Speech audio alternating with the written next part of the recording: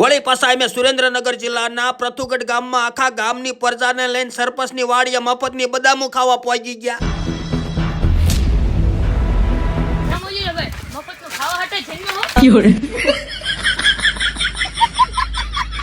તો એક કાકા મને કહેવા આવ્યા, ધ્યાન રાખજો મજીલાભાઈ, જો સરપંચ આવી ગયા ને તો તમારા વાહા ભાંગી નાખશે.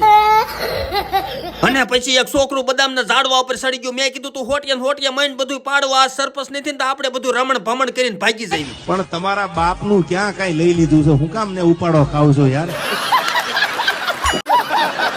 અને પછી નકરું મફતનું ખાઈ ખાઈને તો મને ધોળા દિવસે ઊંઘ ચડી. પછી મેં કીધું હાલો એટલે હવે આપણે બધા ઘરે વ્યા જવી. જો સરપંચ આવી ગયા ને તો આપણને બધાને મારીને આયના ને બધું ઓકાવશે. વળી પાછો આ ગામમાં કઈ હું નકરી બદામુ ખાવા નથી આવ્યો, ડીજે નો ઓર્ડર કરવા આવ્યો છું. અને આ બધા ભાઈઓ પ્રથુગઢ ગામના છે. અને તમને તો ખબર છે કે અત્યારે લગ્ન પ્રસંગ હોય એટલે ગરધણીના ખર્ચે દુનિયાનું ડેકોરેશન કરવું પડે, નકર તો મહેમાન ને અહીંયા બેહવું હોય ન ગમે.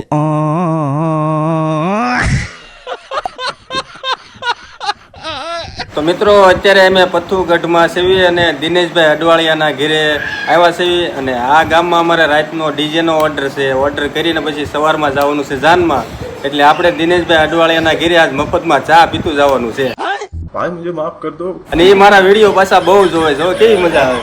બહુ મજા આવે હો વિડીયો જોવાની. મોજીલા ભાઈને સબસ્ક્રાઇબ કરજો અને લાઈક કરજો. અને આ ગામના જેટલા બાળકો છે ને ખરેખર મને બધા બહુ ઓળખે છે. આજ આખો દી એમની હારે મને બહુ એટલે બહુ મજા આવી. અત્યારે ઘરમાં પૂરવા પડ્યા. અને પછી થોડીક વાર લાગી ને તા તો વરરાજો બેસી ગયો ઘોડી ઉપર અને મેં એપલ ડીજે ચાલુ કર્યું.